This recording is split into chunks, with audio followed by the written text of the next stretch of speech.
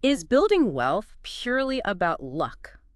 Or is it a choice you make day by day? Hmm. We've all heard those incredible stories, right? People starting with basically nothing and creating immense fortunes. Yeah, rags to riches, the classic tale. Exactly. But what if we told you the path they took is simpler, maybe more accessible than you might think?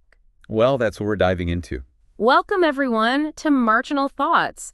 This is where we explore insights that can really transform how you understand the world, especially when it comes to forging your own financial path. It's true. The fundamental principles behind financial success, they're often not secret, but they do tend to be quite different from what most of us, well, what we're taught growing up. Definitely. We're going to break down some truly powerful ideas today. And we want to focus on how you can start applying them even if you're, just beginning your journey. Absolutely. And hey, if you find value in what we're sharing today, please take a moment to like, share, and subscribe to Marginal Thoughts. It really helps us reach more people who are looking for these kinds of insights. It does, yeah. Helps get the word out. So in this session, we're going to unpack the core habits and mindsets that set financially successful people apart. Oh. This isn't just abstract theory, folks. No, not at all. It's more like a clear, actionable guide for anyone looking to redefine their financial future. That's right.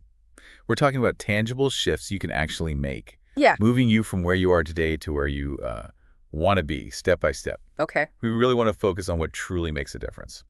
So let's kick things off then with what we call the foundation, these crucial mindset shifts for financial transformation. Good place to start. It's often said that being born into poverty, well, that isn't a choice. But how you choose to live your life and ultimately your financial situation, that can absolutely be a choice. And what's truly empowering is seeing how many people do pull themselves out of really tough situations to build substantial wealth.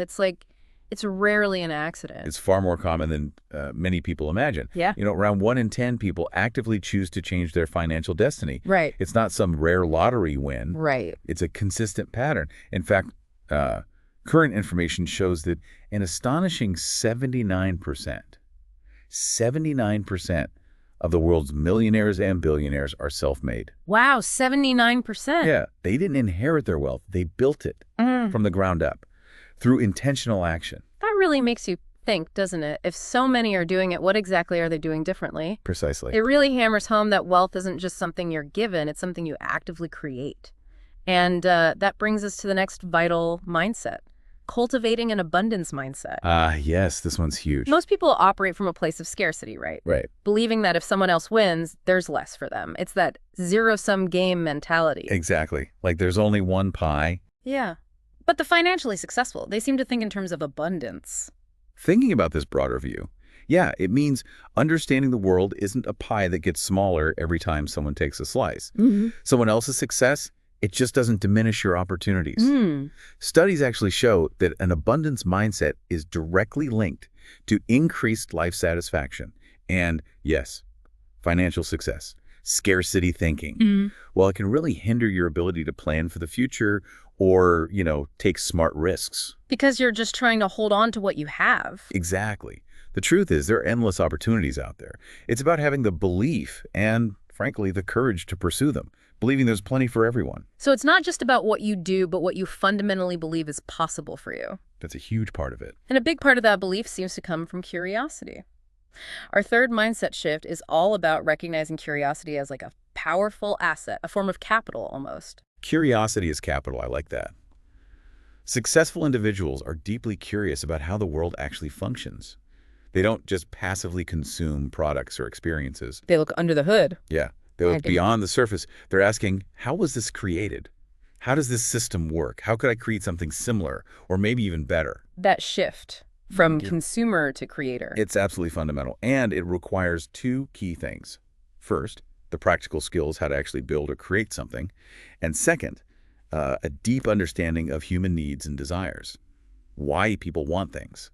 Okay. Once you start grasping both, you begin to see how the world's machine really operates, and more importantly, how you can contribute to it, how you can add value. That's such a powerful shift in perspective, moving from just paying for things to actually creating value and earning from it. Okay, let's move into our next big area, learning, growth, and strategic action. Right, the doing part. And the first point here might seem simple, maybe even obvious, but it's incredibly powerful. the consistent habit of reading. Reading. Sounds basic, doesn't it? It does, but the difference in reading habits between highly successful people and, say, the average person is truly remarkable. It really is stark. On average, a successful CEO reads over 50 books annually. 50. Wow. While the general population might struggle to read even one. And often, that one isn't something that really helps them grow or learn new skills. Yeah, not exactly self-improvement guides. Right. For instance, there's data indicating that 88% of successful CEOs credit their achievements to continuous learning, largely through extensive reading. 88%, that's almost everyone. Pretty much. Right. And what's truly striking is that a book costing you maybe $20 or $30 offers one of the highest returns on investment you'll ever find. That's a great way to put it. You're essentially absorbing a lifetime of someone's knowledge, their mistakes, their successes, in just hours or days. Think of it maybe as making yourself 1% richer with each book you read. And those small percentages, especially for a beginner, They compound dramatically over time. It adds up faster than you think. Okay, so here's where it gets really interesting for your journey, for the listener. It's not just about consuming information, right? It's about what you do with that knowledge. Exactly. Action is key. Which brings us to setting clear, specific financial goals. Being rich isn't some vague wish. It's a precisely defined target. This brings up a really important question. Yeah. How clear are your goals? Is it just, I want more money? Or is it something concrete? Right. Well, for example, if your goal is to make $100,000 by the end of the year, starting today, okay, break it down. That means you need to aim for roughly $274 every single day, or about $8,334 each month. Seeing it like that makes it feel more achievable somehow, less overwhelming. It does. This kind of specific breakdown is vital because we, as humans, are incredibly effective at achieving goals if those goals are crystal clear. Vague goals get vague results. And there's research on this, right? Yeah, one well-known study found that individuals who actually write down their goals, physically write them, are like 10 times more likely to succeed than those who just think about them. 10 times, just from writing it down. The simple act of putting pen to paper or typing it out, it brings your aspirations into reality, makes them concrete. You simply can't hit a target you haven't clearly defined first. That's such a fundamental distinction. Okay, so once you know exactly what you're aiming for, where should you put your energy? This next point might go against what many of us have been taught. Oh yeah, which one? Successful people go all in on their strength, not their weaknesses. Yes. Counterintuitive for many. Our natural instinct is often to try and improve our weaknesses, right? Like getting a tutor for the subject we struggle with, even if we totally ace another one. Exactly. But financially successful people tend to do the opposite. What's powerful here, I think, is that they double or even triple down on what comes naturally to them, what we might call their unfair advantage. Unfair advantage. I like that. Yeah. What feels like effortless play to them might be incredibly difficult for others. Yeah. And especially when you're starting out, focus is absolutely key. Trying to do too many things at once. Right. Trying to juggle too many side hustles can often mean that none of them truly gain traction. Your main one probably isn't working if you need 5 others. Good point. This commitment often means making significant sacrifices, maybe moving to a new city, maybe putting in incredibly long hours, crazy hours sometimes. All driven by that belief. All driven by the unwavering belief Yeah. that it will work out because you're dedicated to making it happen. Going all in sometimes means cutting off the escape routes. You just keep pushing forward until you achieve your aim. That idea of generating your own momentum through sheer focus, that's brilliant. And speaking of getting more out of your effort, let's talk about leverage. Leverage. Okay, this is critical. Burning far more than just the time you directly invest. Most people are kind of stuck in that linear time for money exchange. You work 1 hour, you get paid for 1 hour. Right. The hourly wage trap. Yeah. The financially successful, they break free from this. How? This is a transformative concept, really. Yeah. With leverage, you might invest, say, 10 hours and initially earn nothing. Zilch. Okay. But then, after 1,000 hours of focused effort, you could generate $1 million or even more. That sounds crazy, but Yeah, does that work? it happens because your effort isn't tied to a single one-off product or task. Instead, you're essentially building the factory once. Building the factory. So you can then sell millions of copies or provide a service to countless people repeatedly with little extra effort per unit. Okay, examples. Think about writing a book. Takes significant time up front, right? Right. But once it's done, you can sell it for years. or creating online content like this very discussion we're having. It can be consumed by an infinite number of people again and again, or developing software code that can be used and purchased globally. Right, scales incredibly well. Exactly. And for beginners, perhaps the most accessible and powerful forms of leverage today often lie at the intersection of creating digital media, content, and maybe simple code or using no-code tools. You invest the effort once to create something that can then work for you continuously, 204/7. That's a total game changer for someone just starting out. It completely shifts your perspective from just trading hours for dollars to building assets. Assets that generate value for you over time. Precisely, building assets. And that brings us perfectly to our third section, investing, patience, and problem solving. First up, making your money work for you. Okay, the fundamental difference here is this. Most people earn money from their job, their work, and then they spend it. Gone. Pretty standard. Financially successful people, though, especially early in their careers, they take the money they earn from their primary efforts and they use it to buy or create income-generating assets. Assets, okay. Like what? Could be stocks, real estate, a business, intellectual property, things that make money for them. Then, ideally, they live off the money those assets generate. So they're not spending their earned income directly. Not mostly. Not in the wealth-building phase.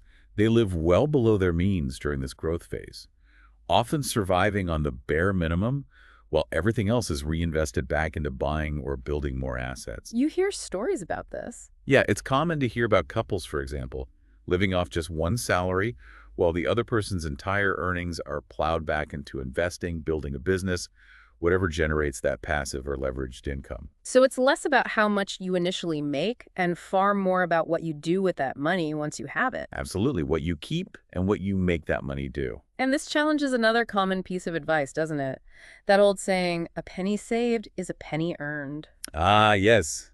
The frugality focus. When we talk about building substantial wealth, the focus isn't solely on cutting spending, is it? That's right. Yeah. Look, while you can only cut 100% of your spending, you can't spend less than zero. There's truly no limit to how much you can increase your income. Good point. There's a ceiling on saving, but not on earning. Exactly. Nobody ever became truly wealthy just by saving pennies. Extreme frugality, on its own, often keeps people small, keeps them from growing or taking opportunities. The real key is to separate your ability to earn from the units of time you put in. Decoupling time and income again? Yes. As long as you're trading your time directly for money, your income will always have a cap. What's crucial to understand is that financially successful people buy time. They invest in things that save them time or generate more of it, or they hire people. While others? Those who struggle financially often buy stuff, things that depreciate, things that don't generate income, things that often cost time to maintain. It's about consciously directing your hard-earned money towards your own growth, your own asset column, not just making others rich by buying their liabilities. That's a huge mindset shift. Wow, it really forces you to think differently about how you're using both your money and your precious time. It's fundamental. And building on that, a critical element for anyone aiming for long-term financial success is, well, it's patience. Playing the long game. Oh, absolutely. Patience is maybe the superpower here. If we look at the bigger picture, patience and a long-term vision are often the primary factors that separate financial struggle from lasting prosperity. It's about consistency over time. Totally. If you consistently put in the work day after day for long enough, success becomes almost inevitable. The critical challenge isn't usually the work itself. It's not quitting or getting distracted by the next shiny object. Staying focused. Staying focused. Disciplining yourself to do the work even when you don't feel like it. Continuously improving your skills and knowledge over a medium to long-term horizon. You know, they say the poor class thinks in days, the middle class thinks in months, and the rich think in decades. That's a powerful framing. Decades. It is, and that's why they invest heavily in their education and self-improvement early on. It's like consistently taking your mind to the gym. Huh. I like that. Taking your mind to the gym. Yeah. You know, those gains will accumulate. They'll compound exponentially over time. Love that analogy. And speaking of continuous improvement, another invaluable strategy, especially maybe for beginners, is seeking mentorship and intentionally surrounding yourself with successful people. Oh, mentorship is huge. The sheer value of learning from someone else's journey, someone who's already where you want to be, it's immense. How so? Well, a great mentor can genuinely save you a decade of mistakes, maybe millions in bad decisions, just avoiding the big pitfalls they encountered. A decade. Wow. And beyond direct mentorship, simply being in the orbit of high performers can significantly boost your own performance. Some studies suggest by as much as 15%. Just by proximity. Seems like it. It raises your standards, your expectations. This really highlights the importance of maintaining a learner's mindset. Letting go to pride, you don't have all the answers, nobody does. So be willing to learn. Exactly. If you aspire to build wealth, learn directly from those who have done it. Filter out the noise from everyone else, And if a personal real-life mentor isn't accessible right now. Which can be tough for beginners. Right. Then books especially, biographies, direct advice from successful people, and even online content, podcasts like this where experts share their journeys that can serve as incredibly powerful indirect coaching. Learn from their stories. That's such a practical tip, especially today with so much wisdom accessible online if you look for it. Absolutely. And alongside learning, financially successful people also seem to understand that the world is always changing. And they view that change not as a threat, but as a massive opportunity. Yes. Adaptability. Every major global shift, every new technology, it presents a fresh chance to build wealth. Think about the waves created by the internet. E-commerce. E-commerce first, then social media, the gig economy, then things like crypto, and now, obviously, AI, artificial intelligence. Each one created fortunes. Each of these waves has created countless new millionaires, even billionaires, while most people instinctively fear change or resist it. Like the farmer refusing a tractor. Exactly like that. Those who are building wealth realize that anything that fundamentally changes how we live, work, or interact is a prime opportunity. They try to skate where the puck is going, as Scarcity said. They learn the latest tools. They adopt new methods to gain a massive competitive advantage. So true. You absolutely have to be adaptable. And this brings us to another critical difference in how successful people operate. It's about action over mere manifestation. Yes, the action bias. They don't just manifest things by wishing or positive thinking alone. They take decisive, consistent action. There's a powerful momentum that builds when you move from just thinking about something to actually doing it. Life-changing opportunities rarely just appear out of thin air. You have to create them. You have to open those doors yourself. So many people get stuck in their heads, right? Constantly planning, researching, waiting for the perfect moment, or maybe believing that passive thought alone will bring things into being. Analysis paralysis. Totally. But the financially successful, they don't wait. They identify what they want to see in the world, and then they create it. They bring it into existence first, often messily, and then they refine it later. Get it out there. Pretty later. Exactly. Remember that saying? What you are not changing, you are choosing. Your outcomes are a direct result of your effort and your courage to act, regardless of what anyone else thinks or says about it. That's such a powerful reminder. Wishing won't get you there, but consistent, brave action. That absolutely will. It's the only way, really. And finally, under this section, a key trait, maybe a surprising one, is their comfort with big problems. Yeah, this is interesting. There's a direct link between your personal growth and your financial growth. And it often involves tackling bigger and bigger challenges. How does that work? Well, think about it. Big problems, when you face them and solve them, they tend to lead to a big life. If you only ever want $10 problems, guess what? You'll probably have a $10 life. Probably. Successful individuals over time build their capacity to handle increasing amounts of stress, complexity, uncertainty. They build resilience. So confidence comes from solving problems. True confidence doesn't come from avoiding problems. It comes from trusting yourself to solve them, knowing you can figure things out. And look, a multi-million-dollar life inherently comes with multi-million-dollar problems. That's just part of the deal. So don't shy away from the big challenges. Embrace them. If something feels scary or like a really big challenge, that's actually a fantastic sign. It means you're pushing your boundaries, you're making progress. The significant rewards almost always lie on the other side of that initial fear. That's a fantastic way to reframe challenges. See them as indicators of progress, not roadblocks. Okay, so what does this all mean? All these mindsets, habits, strategies, when it comes to the ultimate distinction, how people actually get paid. Yes, this fundamentally boils down to how they get compensated. And this is a truly crucial insight for anyone just starting out trying to figure out how to break free. Okay, lay it out for us. Broadly speaking, those who struggle financially are typically paid by the hour. Time equals money, directly. Okay, the hourly wage. The lower middle class often gets paid for their effort or maybe their time within a salary structure. The upper middle class often gets paid for their specialized knowledge or credentials.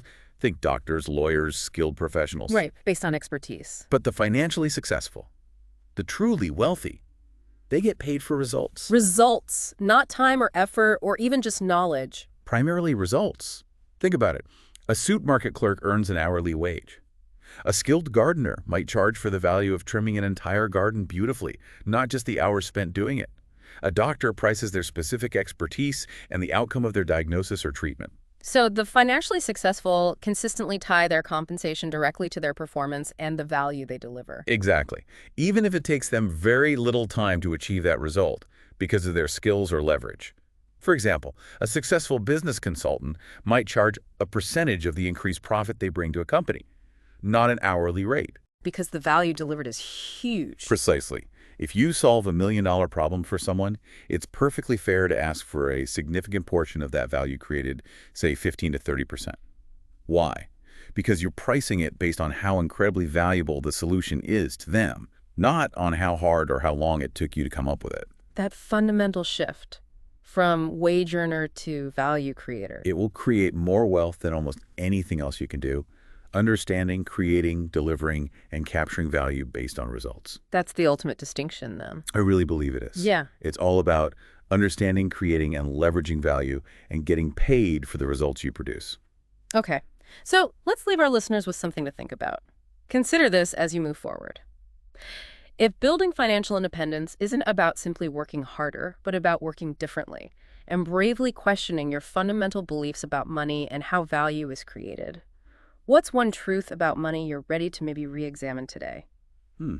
Good question to ponder. We'd love to hear your thoughts, maybe the one idea from our chat today that really resonated with you. You can share them with us in the usual places. Yeah, let us know what clicked. And for more insights that help transform your understanding of various topics, be sure to subscribe to Marginal Thoughts. Keep learning. Until next time, keep exploring, keep questioning, and keep creating your own path.